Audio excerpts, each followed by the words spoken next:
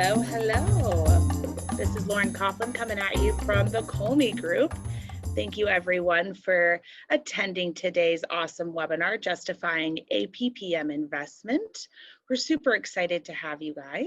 So our team has spent decades managing programs and portfolios in the tens of millions, and we're consistently frustrated with the limited tools available to manage our portfolios well. Then we discovered data-driven PPM, and it was such a revolution that we decided to make it our professional focus. We are based in Phoenix, Arizona, but we do have offices across the globe. Last time, we had some recent webinars that really provided a deeper understanding into project management, organizational change management, and a lot more. So find all of our valuable past webinars on our YouTube channel, and make sure that you guys participate, leave us questions and thumbs up if you're really enjoying those webinars. Okay, so without further ado, let's meet today's presenters. So Matt Henderson, he is a senior executive with over 25 years of practice in the IT industry and carries professional project management as well as industry technical and security certifications, as well as Kim Essendrip, which I'm sure if you've been returning to our webinars, you're pretty familiar with him. He's a PMP certified project manager with over 20 years of experience managing projects, programs, and PMOs. In 2017, Matt and Kim co-founded Kolme Group to help organizations obtain the most value out of their project management investments. So I want to give a big shout out, big welcome to Kim and Matt. Thanks so much for being here today. I know we're all excited to learn about justifying a PPM investment. Super, thanks Lauren, and thanks everybody for attending. We're looking forward to going through this topic, which is really exciting for us. And we've got a lot of content to cover today. Some chance we might go a little bit over. We'll try to keep the time though. And if we do go over and you do have to drop, no worries, we will have the recording available to you so you can come back and check it out. Let's dive right in.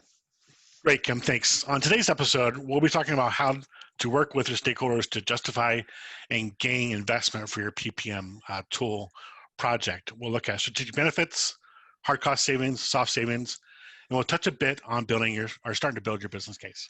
Yeah, and Matt and I have done a lot of work to help our enterprise customers build business cases for investments in technology improvements, not just PPMs, but for other solutions as well. And through that, we have a lot of lessons learned that we're really excited to share with you today. But before we get started, let's do a quick poll for the audience to see just where everybody is on their PPM journey. Lauren, can you help us with that? There we go. Just give that a second. And all right, let's see what our results are. Should be interesting.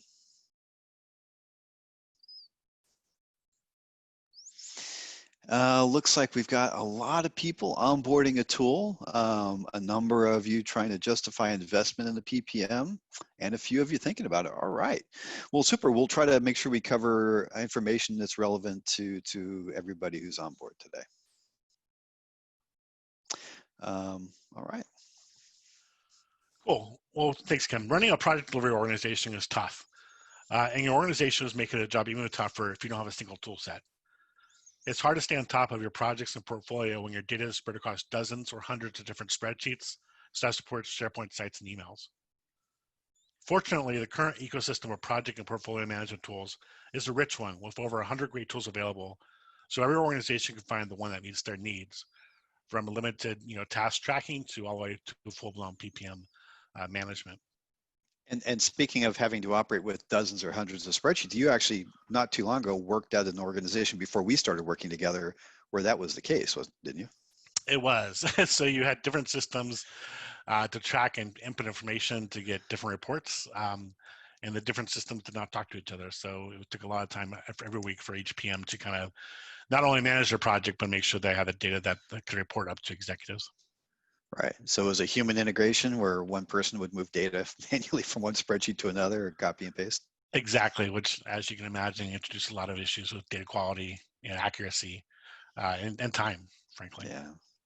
Well, now with the PPM tools or solutions that we're going to talk about, and we've covered on some of our previous webinars, one of the great benefits is that they can reduce all that. They can simplify that, put that all together in one system and automate it. But as you can imagine, a tool that can do that is going to require some investment. And as we covered in our last webinar, how much does a PPM tool cost? The investment can be substantial. But how much does that cost is just the first question. The real question is, how much is that going to save me? How much is that going to improve my organization and make us more agile? How is it going to make us deliver better? And maybe most importantly, how am I going to justify that so my organization will make that investment? Right. So for those of you that are still looking at getting a PPM and kind of committed to the process, the first step is really figuring out how to justify that to your organization, and really to understand how your organization invests in new technology. So looking at who improves the investment, what kind of committee you have to go to, what kind of information is important for them to look at. If it's a committee, who's on it, what are their roles, and what are their hot buttons. Yeah, and not just who, but what is the process? Do you have a formal submission process in your organization? Or is it a more ad hoc thing? Some organizations have an annual funding cycle, some of them it's quarterly, some it's pretty random, but that'll be really important too, understand what that process is and what that timing is. Yeah, along with that, really to understand how they decide what to invest in. Again, what are those hot buttons and key criteria is important for them. And we'll talk about it in a minute to talk about some of the key criteria we've seen in the past hits those hot buttons. Yeah, and you might also consider not just what they invest in, but what do they deliberately not invest in. Some organizations are making specific moves to not invest in certain technologies and prioritize their spend. So if they have priorities like that, that might be interesting to understand. And when it comes to learning these things, we really encourage talking to your stakeholders, really investing in the process, do a one-on-one with key decision makers, take them out to coffee, have a conversation, and ask them, what do you look for or what do you try to avoid when you're making an investment? That's great advice, Kim. I also found out in my past that you launch your own grassroots marketing campaign. So it's not an official marketing, you're not engaging with your marketing organization. What you're doing is you're looking at people that you trust or work well with your organization that you have good rapport with, and convince them or talk to them about why this is important for organization or important for your role or important for the PMO or business, and get them on your side and use them to help communicate your message in the meetings they have, or their stakeholders or their coworkers, and really start from the ground up to get some excitement and buzz going around the organization of why the PPM tool is an important investment for your organization to really enhance and increase your business. Right. And that will, for really a strong business case, will really set you up for success and kind of get the ball rolling.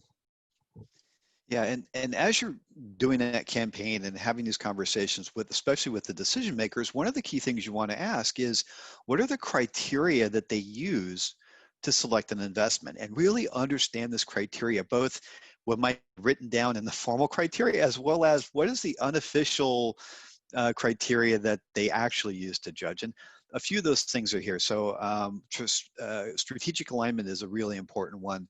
Often investment is much more available for items that the management team has set as strategic priorities for a year. Some of those, and depending on your industry and your organization, the actual criteria will be different. So for an R&D situation, time to market can be really, really key. If you can demonstrate that the tool can cut a couple months off of your go-to-market, that can help you quite a lot. We're going to go through these in more detail. Profit is good if you increase profitability, reduce costs, get a return on that investment. That also helps a lot. If you can demonstrate reduction in risk or aligning yourself with compliance, that's a really good one we'll talk about later as well. If you can demonstrate that you can manage your resources more efficiently, that's a huge one. Increasing customer satisfaction and really employee satisfaction can be even more important. So that's just a laundry list that we're going to go into a little more detail later on in this presentation, but you want to understand what those priorities are for that investment committee. Yeah, and knowing what your leader's looking for really sets you up to sell them on the right features. Yeah, definitely. But there's one case I want to talk about, Matt, which we do see sometimes, which is what happens if your organization has tried this before. You've have a previous, your organization has previously implemented a PPM, and for whatever reason, it failed. And now you're faced with, oh, well, why would we do that again? Right. Well, key thing is lessons learned, right? As project managers, we're familiar with that. So if you had a PPM implementation or other enterprise applications or software as a service application project that was successful or even failed, do some research and identify all the lessons you can learn about why it was successful or failed. It's important for you to look at, especially the change management process, because we all know that change management is a key factor whether a new application or a new process is actually going to succeed in your organization. So we're look at that and kind of what worked and what didn't. So again, learn from the past, get those lessons learned, emulate it, what worked, and try to avoid things that didn't work. Yeah, definitely. And that's why, our team in implementing PPMs, one of the things that we've found value in and have developed a specific focus on is organizational change management. And we did a webinar on that if you want to check that out, but that's a really key consideration to make sure your future changes are successful. Yeah, and as you go through the process looking at a PPM tool, you're going to have to justify why your implementation will be successful and beneficial to the business. So what you can do, again, is review the past successful business cases, kind of note how they made their case, how they justified their investment, how they described the benefits and returns. Also talk to the people who actually built the business case or involved in the project. Get their advice, get their lessons learned, what the gotchas were, to really, again, get a heads up and try not to make the same mistakes. Another way to do is ask the vendor, talk to the vendor. I'm sure they have case studies. They have potential customer references you can talk to. Try to get a customer reference in the same kind of industry or use case that you have, and talk to them and say, what was your experience? How was the implementation? Is the product meet or exceed your expectations? What were the gotchas? What were lessons learned? And also, again, talk to them about that change management piece. What worked for them in implementing this tool in their organization and made that successful. Yeah, and in our next upcoming webinar, we'll talk more about specifically talking to the stakeholders and how you have that convincing conversation. But as you go through this process, it's really important to demonstrate that you are thinking critically and using good data to rebuild trust with the leaders so that they can invest in this and making sure you've demonstrated you've done your homework. So as you start to investigate how PPM can benefit your organization and you go down this journey, the best place to start is at the top, looking at the strategic benefits a PPM can provide to your organization. Like, how does the project alignment with your organizational strategy? How does the project or PPM tool help with organizational agility? Resource alignment, understanding what your resources are doing and that actually the resources are working on the right things.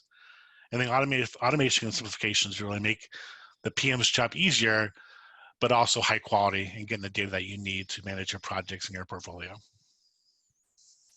Absolutely. Shall we dive into these? Yeah, go ahead, Kim. All right.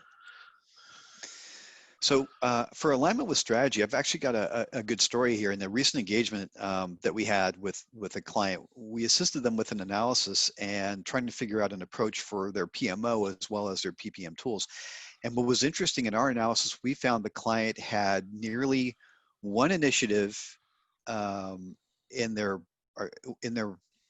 portfolio for every 2 people in their organization. That's how many projects that they had in the queue. And what we also found was that 75% of the projects people were working on in the organization were not even aligned with their organizational strategic priorities. And so what was that about? What were they doing? It wasn't furthering their goals or developing their business in the way that they wanted. And so through that organization, we identified a couple focuses for their PPM implementation. One was to help prioritize their work and drive strategic priorities. Next was making sure that strategic initiatives are successfully implemented. And so giving a little bit of assurance that this implementation of a tool can help you drive strategic alignment can be very attractive for your senior leadership if you can give them assurance that you are going to be able to manage your teams and make sure you're focusing on what's important to them. So looking at organizational agility, it's important to understand, again, kind of how your projects fit in and what the work, how you're managing the work in your portfolio. So we've all been in the case where, you know, your manager or someone executive says, we have to do this project, and it's really important, and you're kind of left with the bag to kind of understand, you know, how am I going to fit this in that current workload? How am I going to get the resources to do it? How am I going to meet the deadlines? Using a PPM tool is a great opportunity for you to look at scenario planning and kind of understanding, you know, how this project is going to impact, again, those resources, and potentially impacting other projects that are also important to the organization or part of the strategy. And then you have really empirical data in your system that you can show somebody and say, hey, how important is this for you to make this happen? And this is the impacts on other projects. So, you know, it's really important if you look at, if you're constantly kind of in that mode, kind of, I'd say kind of firefighting a bit, where, you know, you keep on being pushed, projects get done, and you're looking at you're kind of juggling your resources to make sure that you have the right resources in your projects. Again, this is a perfect area for a PPM tool to help build your case to kind of fight back or push back on those situations sometimes. And again, it's not something you have to spend hours necessarily to research or put the slides together or Excel spreadsheets together. You know, you usually can typically, you open up your PPM tool, look at a screen, and you have the data right there that you can show the person real time. Yeah, and this is really empowering for kind of that PMO or project delivery organization as well, because you're going to get priorities from your management team. You're going to say, look, I know these are the projects that we had, but I've got this new one. It's a priority. We have to get sorted out. And you need to be able to pivot really quickly and say, we can, you know, management team, we can do this, but here's what it means to our other projects. Which ones do you want to put on the back burner? And it empowers you to have that dialogue in an intelligent way, instead of always feeling like you're playing a shell game or always trying to play catch up with your resources. What do we have next here? Resource alignment. So talk about resource alignment. Super. Well, for resource alignment, we all know that resources are a finite resource, and there is an infinite amount of work to get done. And so how do you balance that? And having a good PPM tool can help you strategically by getting that resource alignment. You're going to be able to assign resources and focus them on your strategic initiatives, but you're also going to be able to identify team gaps or skill gaps or bottlenecks. You know, every organization has those couple bottlenecks that just seem to make a lot of projects kind of slow down or get some stuck. And so this is going to be for your organization, if you really keep hitting those points, those choke points or those skills, because you've got too many projects to go to too few people of a certain skill set or capability or part of your organization. And the sell is to say, look, we can use our current resources, but we're going to use them more wisely. We're going to identify those gaps and bottlenecks and try to find a way to open them up, or at least be very intelligent about the way we can stack up our work behind that and make that as streamlined as possible. Makes sense. So automation and simplification is really, you know, something really important to me. I've done a lot of consulting throughout the past, and it's interesting that some organizations you go to, it seems like they had an open checkbook. They had, you know, a task tool, they have 5 different chat tools, they have SharePoint, they have Google Docs, they have, you know, Outlook. It's crazy. And you think they thought when they did that it was going to make people's jobs easier and make collaboration easier, but what it ended up doing is made it more confusing and complicated. So, you know, one of the first things we often do when we talk to the organization about going to the PPM tools, look at their processes that they currently use and help them simplify them or rationalize them. So it makes it easier to transition to a PPM tool. So if you think about all these tools that you have, and if you can basically simplify them to a PPM tool and the data is in one central place, what amazing value that is to you. And also, you know, here it says if you need this for your organization, if you can't pull a status report in under a minute, you can't pull a budget under a minute.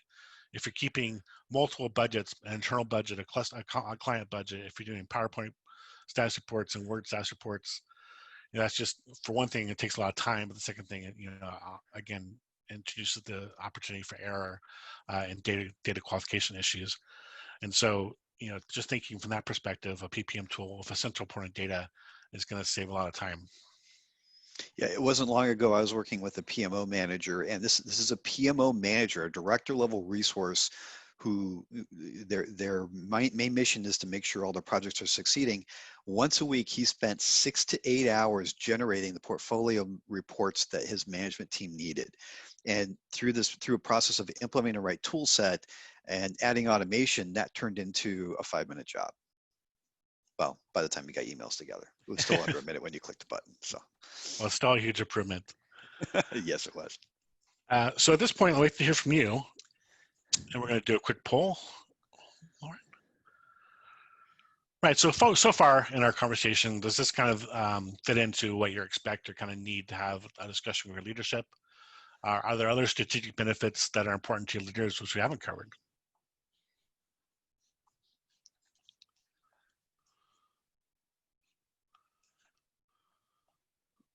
Looks like we're covering everything.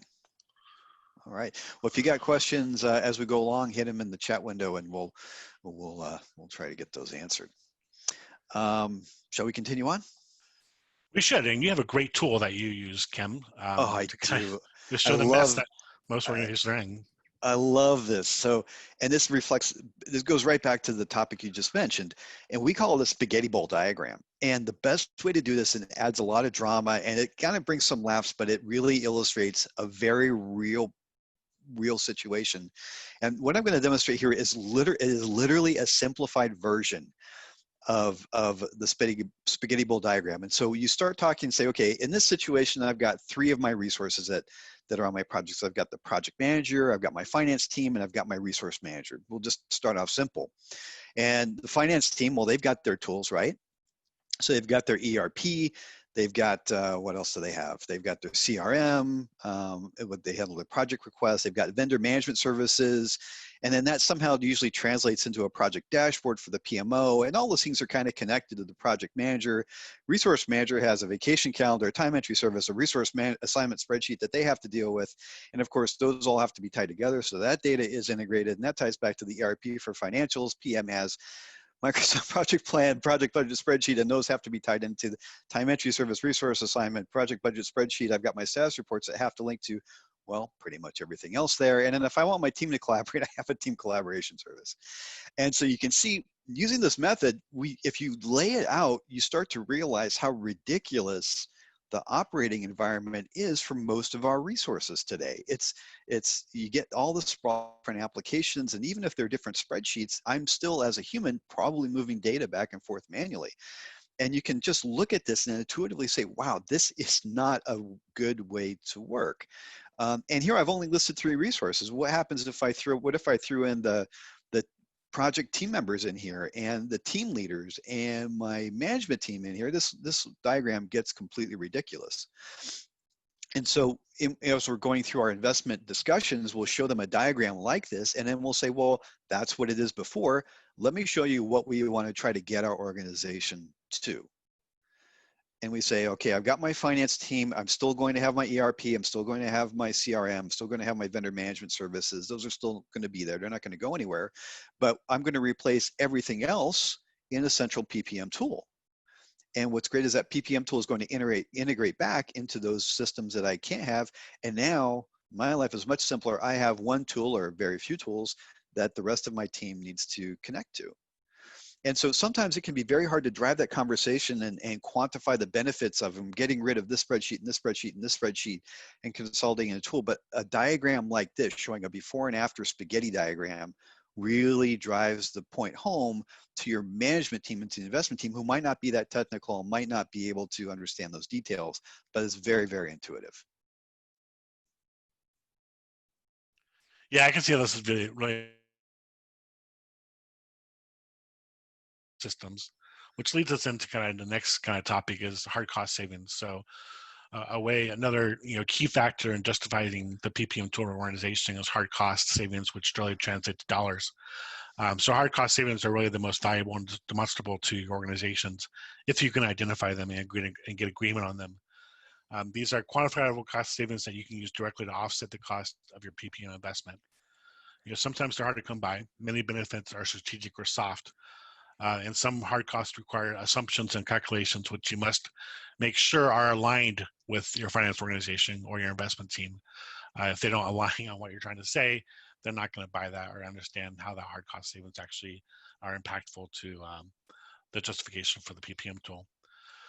So when we talk about elimination of other systems, which kind of ties right back into what Kim was talking about, spaghetti bowl diagram, improve project budget management, improve resource utilization, time to market, and delivery quality. So looking at elimination of other systems, I think this is pretty obvious. You can get rid of other tools that basically are being replaced by the PPM tool. Maybe some financial management software, maybe some complex Excel spreadsheets that you're using with macros and all that sort of stuff. Some organizations have home-built tools that they use in their organization that you can sunset or not use. Time entry, maybe expense management, et cetera. There's a lot of tools that your organization probably cobbled together to make sure that to get to where you needed to get to provide the data that your organization needs. So those typically being sunsetted or the data migrated to the new PPM system. So again, you only have one tool to use. Single software will also reduce your licensing and potential support costs as well. However, there are a couple of things you need to keep in mind here. The first one is that you might have contract termination fees or costs that you have to look at for existing systems. You don't know when those contracts are going to end. Typically, they don't align nicely, so you have to build that into your business case. The other thing is that how are you going to get your data off of those systems, or is it important to get the data off those systems? If you're using task management software, it's important to get those tasks into PPM. If you're using time entry software, it's important to get those time entries into PPM. A lot of times that's not very simple. It's not an easy translation from your existing system into the PPM system. So there is definitely some effort and cost involved with that. Yeah, and our next webinar will be going deeper into the tools you can use to compare costs and some of the spreadsheets and tools and presentation methods that we've actually used to sell the case. But what you also want to do is not just look at the cost you're going to reduce, but also map what is my tool going to cost, the new tool I'm looking at over the next 3 or 5 years, depending on what your planning window is, versus the tools that you have now, including patching, and if you have hardware, and if you've got multiple tools, and that gives you the ability to compare those costs side by side over time. Exactly. Thanks, Kim. That was great. So next one, really looking at project budget management. So maybe looking at justifying, again, the PPM tool by providing better management of project costs or better visibility of project costs. Really understand your profit of projects, what your gross margin is, your gross profit is. Maybe training that as well to really understand, if you're consulting or professional services, are you making money? Or if you're internal PMO, are you providing the ROI? Is the cost, basically exceeding the benefits on all your projects? If you can save X% of capital costs or budget, what is that worth to the organization? Also, if you can look at data and understand current deviations from budget, what if you say that's going to be $100,000 and this $120,000, and then you can track it or potentially see it happening before it happens, it's a big benefit to the organization. Looking at, again, data tracking accuracy and really understanding how the financial data that you can use and your PPM tool can connect your financial systems to provide, again, that visibility and further processing for downstream financial systems. But lastly, it's really want to touch on this again. You must get alignment with your investment team and your financial teams on what they find credible and what they actually will perceive and accept as kind of hard cost savings around here. Because if they don't agree with that, again, you're going to have misalignments and have issues. Yeah, we'll talk more about this when we get to soft savings, but you don't want to be presenting your finance committee and have them start to argue with you over the numbers that you actually saved or think you're going to save. And I've actually got a good story on this about project budget savings. I implemented a PPM tool for an e-commerce organization, and they had an existing tool that they were doing cost allocation for their team, and what they had their teams engaged in delivery, and they had to identify how much of their work was allocated towards CapEx versus how much was allocated to OpEx. And for the CapEx portion of their labor, they were capitalizing that. So they had to know how much time, how much money there was there, which projects it was assigned to. And we implemented, and the finance team was they're very cautious. And so we ran side-by-side mode with their existing tool, with the tool we implemented and their legacy tool. And we actually identified that most of their teams were misallocating capital expenditures, capital labor, by between 30 and 40%. And so we found that just in that in itself really helped justify the investment in the PPM tool. So really don't underestimate how much you can justify it. But if you can improve your budget management by just a little bit over the scale of a large portfolio, that can add up really, really quickly. Yeah, I definitely see that. So moving on, so looking at improved resource utilization. Again, in a consulting engagement I had in the past, we looked at kind of what their project managers are doing and really focusing on from the time perspective. And we found that over 20% of their time was spent on updating spreadsheets, creating PowerPoint presentations, and updating the same information in different tools.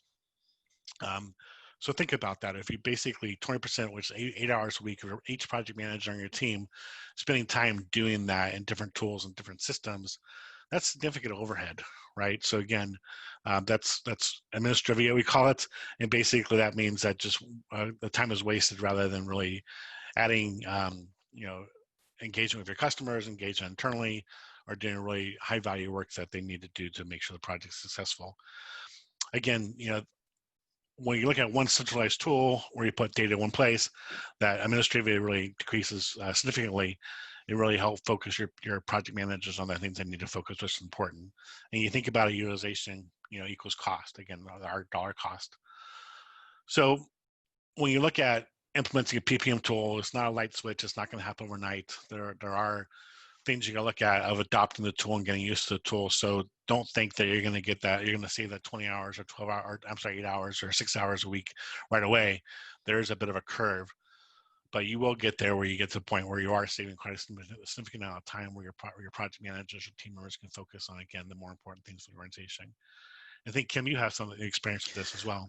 I did. In my last PMO that I managed, I brought in a PPM tool and I implemented it for my team.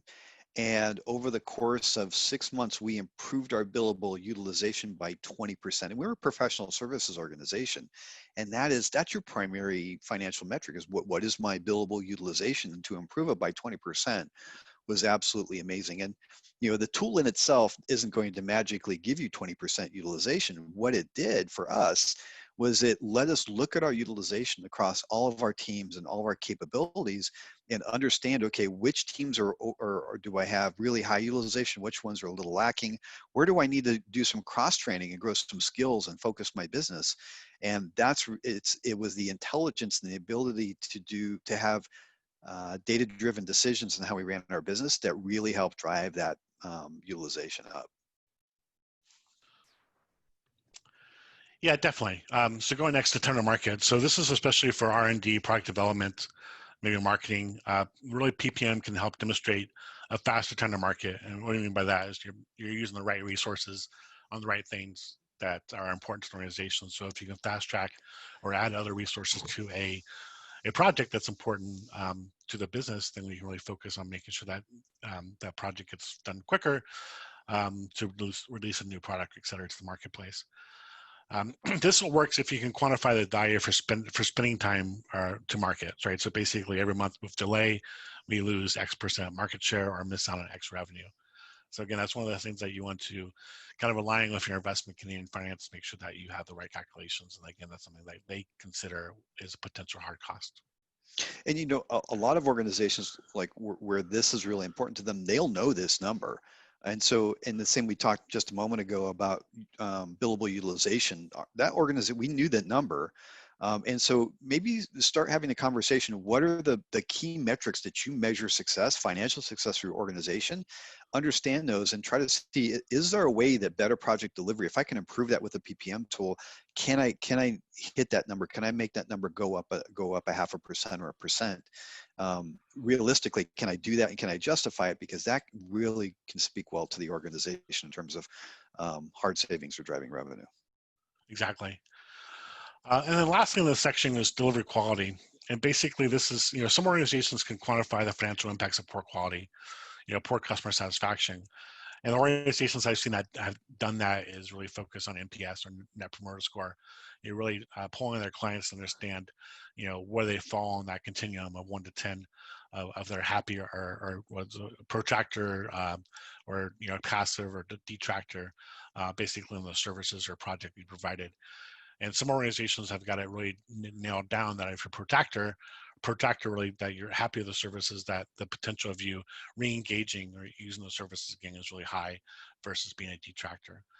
So, that's potential, a little bit more, I guess, on the bridge with soft or hard savings, but it is potential depending on your organization and how you kind of measure and track quality. So we talked about a number of hard cost savings here. Again, hard cost savings are, really enhance your justification to your leadership, but they're not always not always easy to get or quantify or actually put on paper. But if you can, that's really going to put you a leg up on the justification that you're building. Absolutely. And I think at this point in time, we want to stop for Q&A. Yeah, let's stop. And I think we've got a couple questions coming in. We do. And I'm really excited about this. This is a lot of learning. Thank you guys so much for what you guys have taught so far.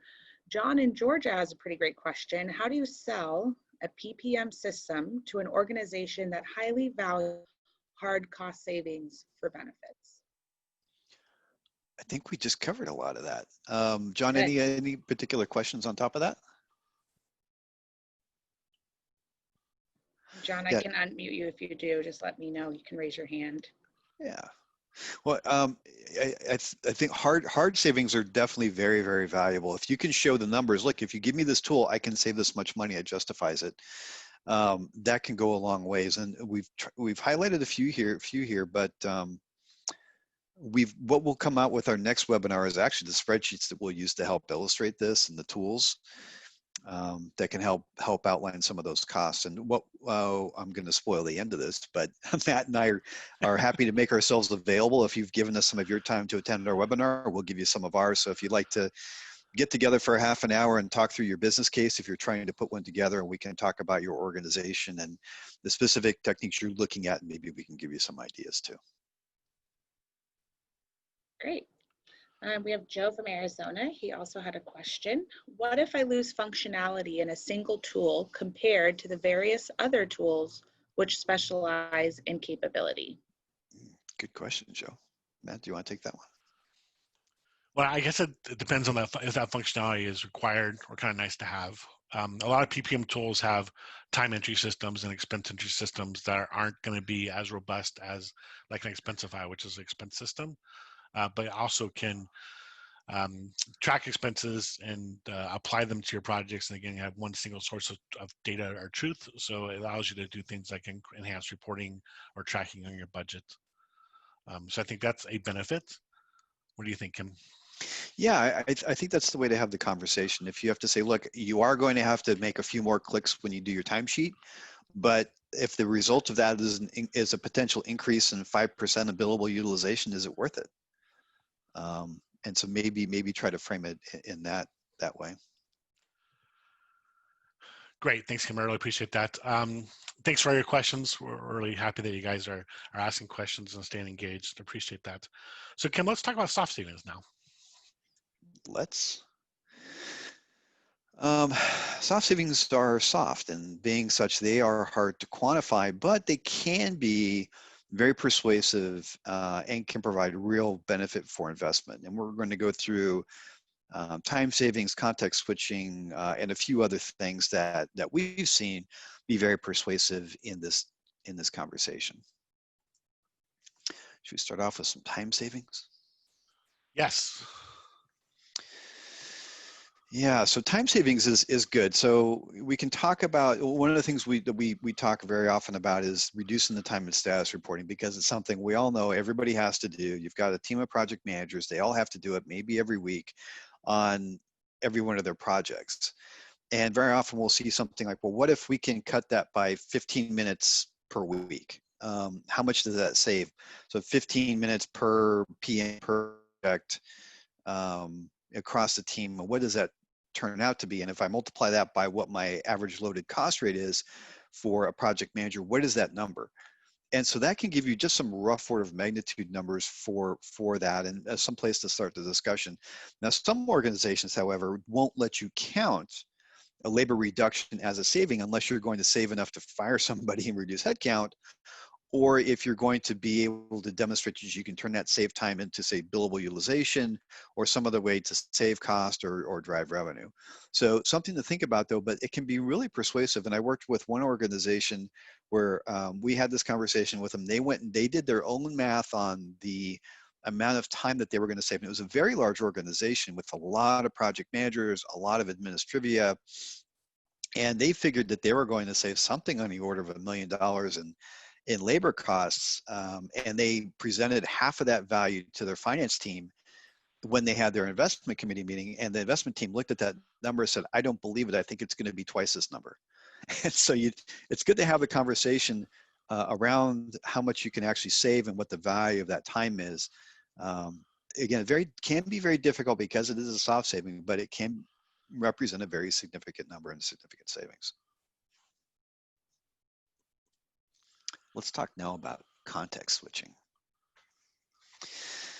And context switching is something we see a lot of, and we all probably experience it, is you lose your focus, you lose your ability to get a lot of work done because you're multitasking, you're bouncing back and forth between 5 windows, going between applications, emails, conversations. I'm copying data from one system to another.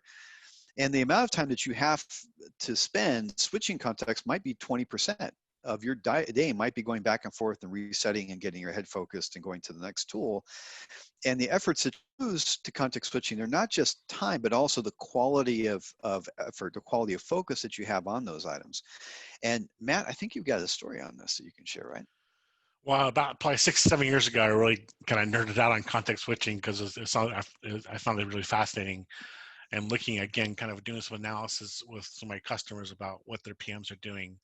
And so it's interesting that the number of tools that a person uses to do a task, the higher number of tools, the greater impact of context switching. So again, if you're using 5 different tools to do a task, like maybe project status report, each tool works differently. It might have a login differently. It's going to require a little bit different process to make it work. And when you're switching to the tools, it takes your mind a little bit to kind of switch gears, right? And so if you do 2 or 3 tools, it's a few minutes. You do 5 or 6 tools, it could be 10, 15 minutes. You do 8+ tools, it could be a significant impact to the task you're working on and your ability to focus on that task and get it done. So it actually is pretty interesting to understand. There's tons of research out there. There's a Carnegie Mellon University a research study on it that tells you about the impact of context switching, not only from a loss of productivity, but also kind of almost like a satisfaction thing for the user, right? So they're not trying to use multiple tools, they're only using one tool instead. That's cool. Yeah, really interesting. All right, let's talk a little bit about project success. So can you say, if I have a PPM tool, my projects are going to be more successful? Well, it's hard to say, right? That's quite a big statement. But what we found is that to some extent, yeah, we did a study with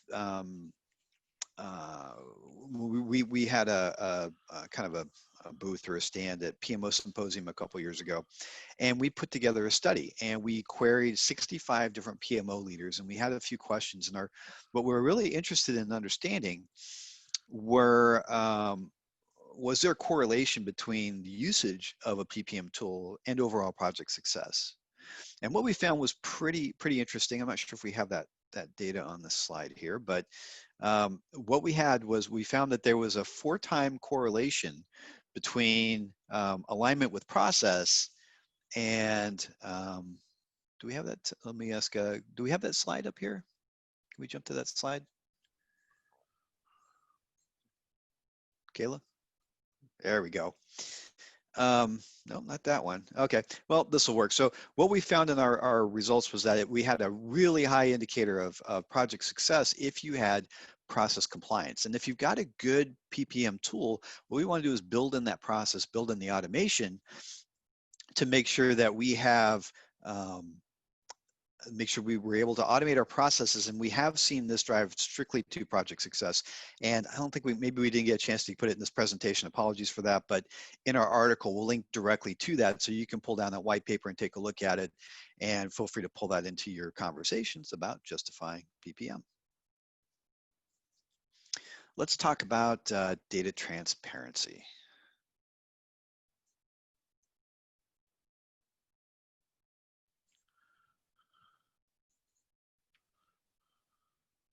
Sorry, I threw us off by jumping out of order here. That's all my fault. Yeah. So data accuracy, of course, is really important. Being able to reprioritize and being able to make business related decisions about your portfolio is really, really important. And you can't do that if you don't have belief in the data around your project. And so I've been in conference rooms and in governance committees in a PMO where we were trying to make different decisions, and we would say, hey, look, here's some data that demonstrates the point. And then if your management team doesn't have any credibility and they say, I don't believe in that data, you're going to have a hard time making your point. And that's for making decisions about your projects, about staffing, which projects are most important, how do we manage these risks or manage these issues. So it's really important that we provide a method for you to demonstrate data accuracy. And that can be a good statement when you're trying to justify this tool to say, look, I can make sure that our financials are correct and up to date. I can make sure our planning is up to date.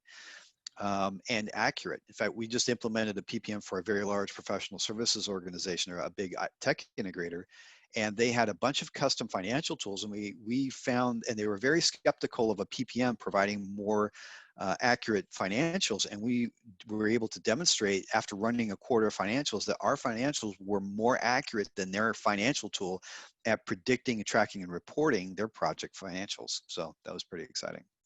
What's funny here, Kim, is we've done projects with organizations implementing a PPM tool where their PMs will actually still continue running their budgets on Excel to validate that the PPM tool is correct. And they actually, they finally get to a point where they trust it, right? But it takes a little bit of exercises to get them to trust what's in the system.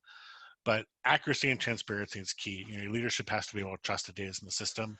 And I can't tell you how many times personally I've had where Excel spreadsheets, the formula is wrong or the data is wrong, which causes you a lot of heartache and pain. And that really can go away, again, if you have the accurate data in the system and able to present it. And you and I know, having been PMO leaders, to be in front of your management team and find out that you're presenting bad data. Oh yeah. It crushes your soul, and so having the comfort of knowing you're going to be implementing a system or a tool that's going to help you drive data accuracy, something you can rely on, and that your management team can believe in, is so valuable.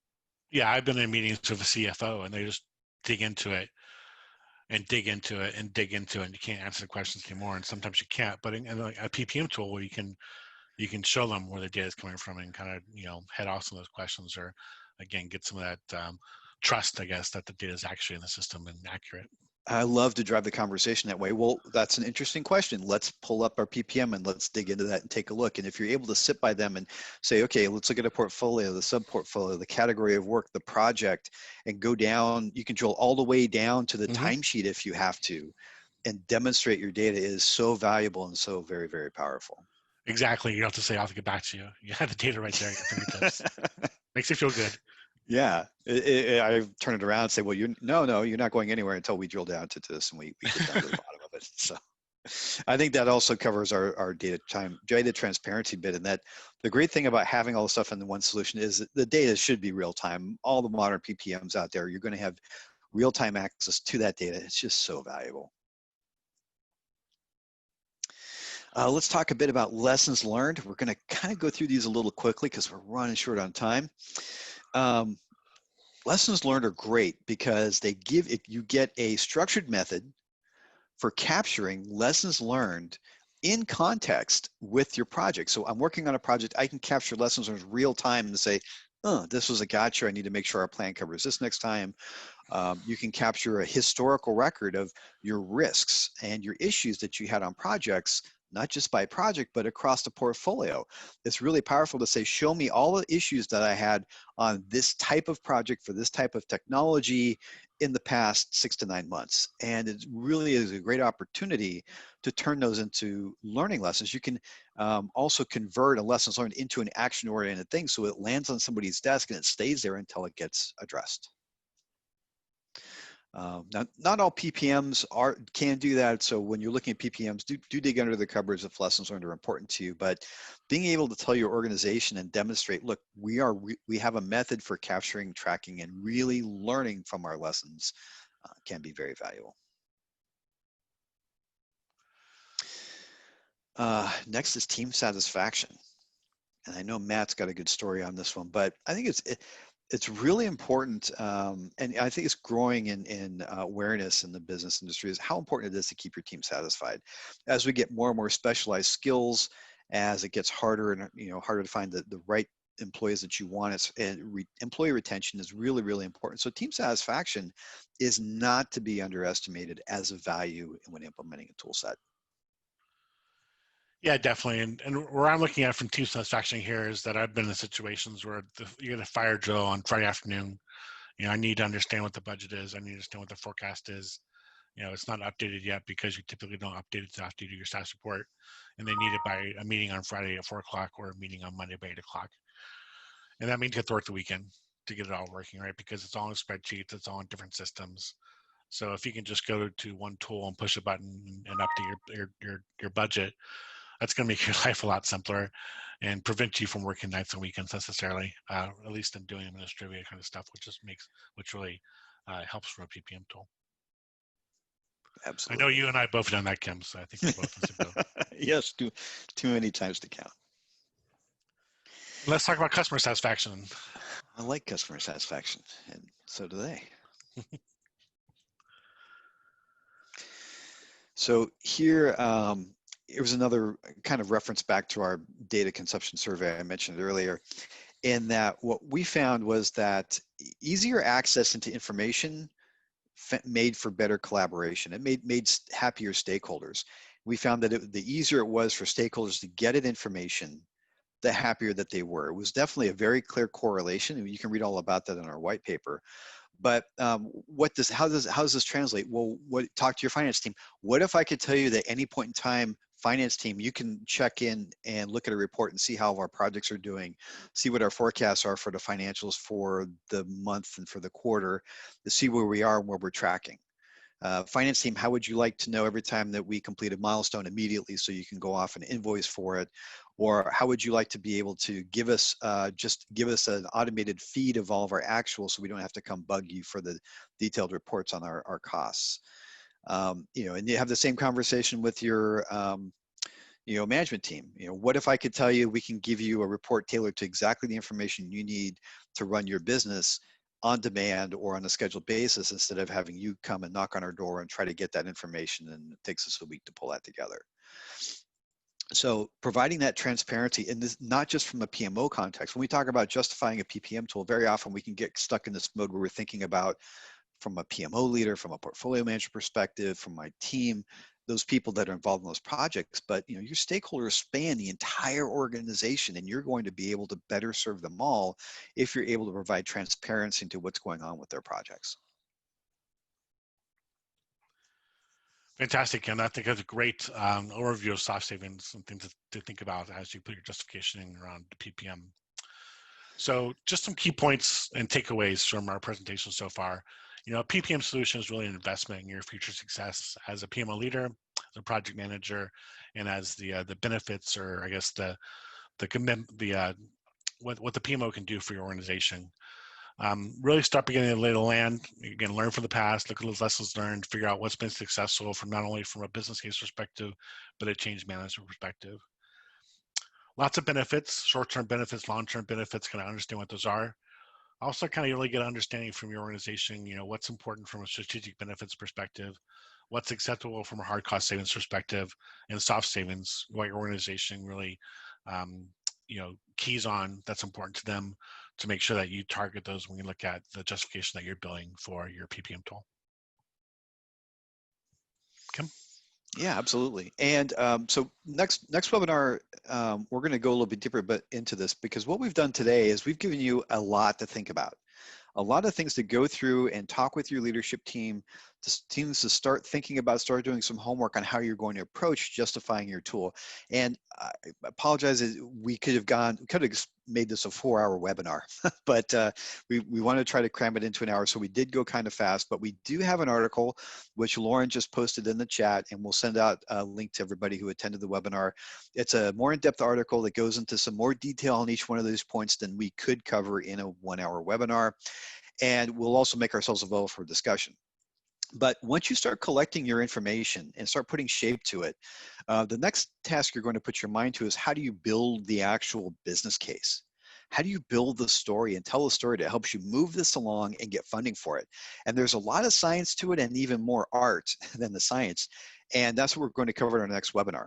We're also going to be available if you want to talk. There are some good questions in the chat. I'm sorry, we probably won't get a chance to cover those, but we do want to talk to you about those. We nerd out about it, honestly. We love to have these conversations. And again, as I said earlier, you've given us your time by joining the webinar, and we're happy to give you some of our time to help you talk through those if you like. So if you want to talk through what your case is, we're happy to give you some context and maybe give you some good ideas on that. If you want to learn some more, well, we would love to help you. We have our Justifying Your Project Management Tool article we just talked about. We have this white paper we referenced a couple of times, Predicting Project Success Through PPM Data Consumption. And it's a white paper that you can draw on and say, look, here's some industry results. Here's some data backing up our assertions about the value of this tool.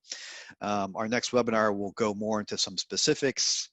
And there you go. Matt, anything else you'd like to add? No, I think you covered it. So again, a lot of information for our listeners to look at, to consider as they go through this journey. But I hope we armed them appropriately and going to help continue to assist them when they need it.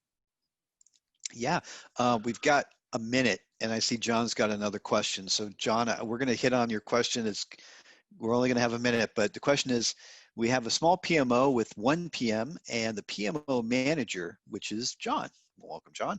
How do we justify getting one of the PPM systems where we could not reduce any headcount? Well, yeah, you don't want that, because then there's nobody to run the PMO. But maybe so some thoughts, and maybe if you'd like to, and I'd like to invite you to set up a call with us. Some of the other things you can do to talk about reducing headcount would be kind of tough in that situation. What you can maybe talk about in terms of other cost savings is, can you be more efficient with what you have? If you grow, can you avoid having to hire a bunch of more people or other resources, and by operating more efficiently? So maybe that's the way to go about it. Matt, what are your thoughts? Or potentially justify another project manager. You're looking at the backlog of projects, what your business is asking of you, and saying, how important is this to the business? Time to market, et cetera. What strategic initiatives is this supporting? And maybe I can justify now bringing someone else on board to help. Yeah, absolutely. That's if you can plan that intake in advance, which is what most of these tools will let you do. You can resource profile those and get a view to say, that's fine, you want to do these 12 projects, but here's what we have to do from a resource perspective. So are you going to let us bring on resources, or are you going to reduce your demand? Exactly. All right. So, wow, that hour went really fast, Matt. It did. And I hope we didn't talk too fast for everybody, but we really appreciate everybody coming. You can tell Matt and I are really passionate about it, and we invite you to set up a Q&A with us if you would like.